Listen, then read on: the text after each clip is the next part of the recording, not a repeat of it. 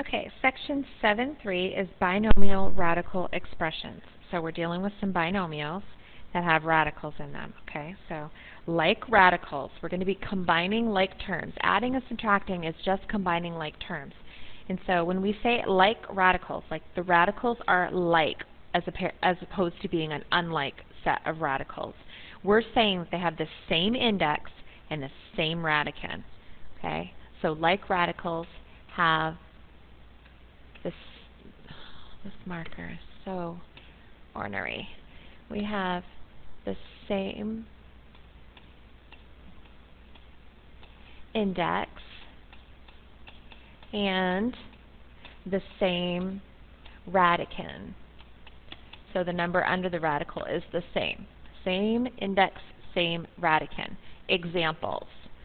The third root of 7 and the third root of 7. They have exactly the same index, the 3's, and they have exactly the same radicand, the 7's. So that makes them like radicals. Okay? So when you are adding and subtracting these, you can only add and subtract the radicals that are like. So think about those radicals as though they were variables. You can't add x's and y's. You can only add x's. You can only add y's. So they have to be identical. So if this actually said 2x plus 3x, you would tell me that the answer is, if my marker would stop being cranky today, that would be great. 2x plus 3x, you would tell me that we have a total of 5x. So this is no different when you're adding and subtracting these radicals. If I say 2 radical 7 plus 3 radical 7, you're going to tell me that you have 5 radical 7s. Okay? So think about them sort of like variables if that's helpful to you. When you look at question number 2, we have 7 fourth roots of 5 and 2 third roots of 5. So remember, they have to have the same index and the same radicand. This one is not possible. And the reason is because the index is not the same. Okay? So not possible. The third one, 4 square roots of xy plus 5 square roots of xy. So the square roots of xy's are exactly the same. So we're talking about the same things. It's not apples and oranges, it's just apples. So 4 of them plus 5 more makes 9 square roots of xy. Notice that when you are adding and subtracting, you are not changing the radicals, you are changing how many of them you have. Okay? Very, very important. You're not changing what they are, you're just changing how many of them you have. Okay? Sometimes you need to simplify before you can add and subtract them together. So right now, this example, number 1, appears like we do not have any like radicals, so we can't possibly add or subtract those together. So if we simplify them first, we might find out something differently. So I'm going to break down the 18 over here. 2 times 9, 3 times 3. So this is a square root. So I'm going to have a group of 3, so a 3 squared and a 2. That means the 3 will come out, and I'll have 3 radical 2. And so I'm going to replace the 3 radical 2 with this 6, okay? So with the square root of 18. So I have 6 times 3 radical 2. So the square root of 18 has turned into this 3 radical 2, okay? And it had a 6 in front of it to begin with that I then multiplied by it. So that's how I got that, okay? Let's break down radical 8. So 2 times 4, 2 times 2. This is my 2 squared and my 2 left over. So I'm going to have a 2 outside and a 2 inside. And again, that one had a 4 in front of it. So now I'm going to multiply that by 4. So plus 4 times, and radical 8 was 2 radical 2. Then I'm going to break down 72. Okay, so 72 breaks down to 8 times 9, 2 times 4, 2 times 2. There's a group of 2 with a 2 left over. and then 3 times 3. So there's a group of 3. So my radical is going to say 2 squared, 3 squared, and a 2 left over. And again, I'm dropping down this 3. Break these out and multiply. Whoops. Multiply them, and you get radical 2. So 3 times 6. That's 2 times 3 gives you 6. So 3 times 6 square roots of 2. So I'm going to put that over here. Oops, it's minus. So subtract 3 times 6 radical 2. Right?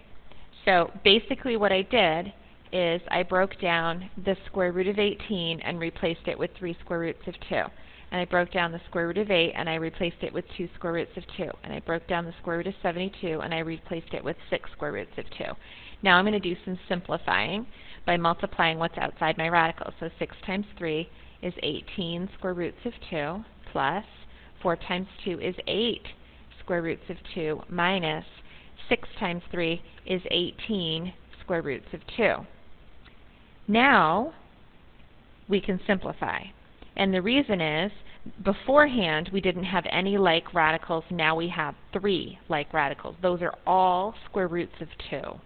So 18 square roots of 2 minus 18 square roots of 2 will cancel. And I'm left with 8 square roots of 2. So sometimes you will have to simplify them and then they become like terms. Okay? The next section is multiplying a binomial radical expression. And we've done these when we were talking about conjugate pairs, except these ones aren't conjugate pairs.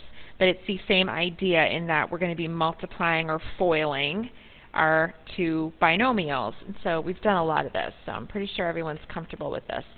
I'm going to move this a little bit and make some room. Okay, so the first thing we're going to do is FOIL. So first, 3 times 2 is 6. 3 times 4 square roots of 5. 3 times 4 square roots of 5. So multiply these together, and you get 12 square roots of 5. So plus 12 square roots of 5. Then we're going to do 2 square roots of 5 times 2. Okay, so when I say times 2, I'll put that in the front so I can then multiply those. So I get plus 4 square roots of 5. And then I have to do 2 square roots of 5 times 4 square roots of 5. Sometimes doing the math off to the side like this is helpful. Okay, so multiply the coefficients together. 2 times 4 is 8. And a square root times a square root is equal to the number. So square root of 5 times square root of 5 is 5. And then multiply 8 times 5 and you get 40. So plus 40 on the end. Okay. And then all you have to do now is combine your like terms.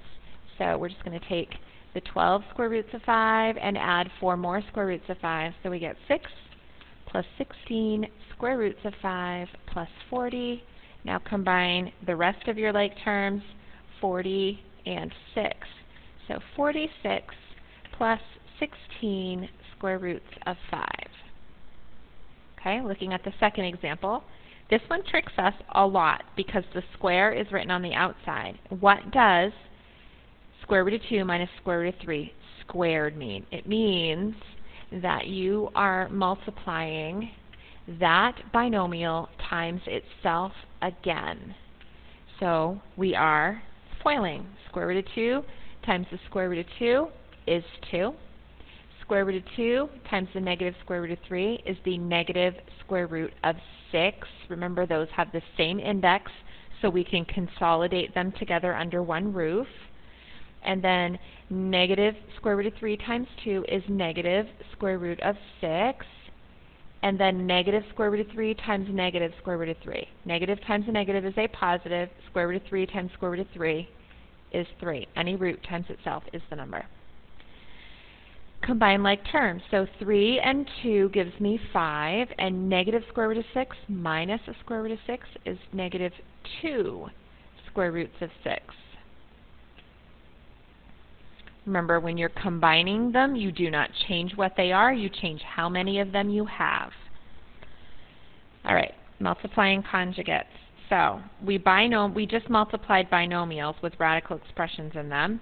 We did first, outside, inside, last.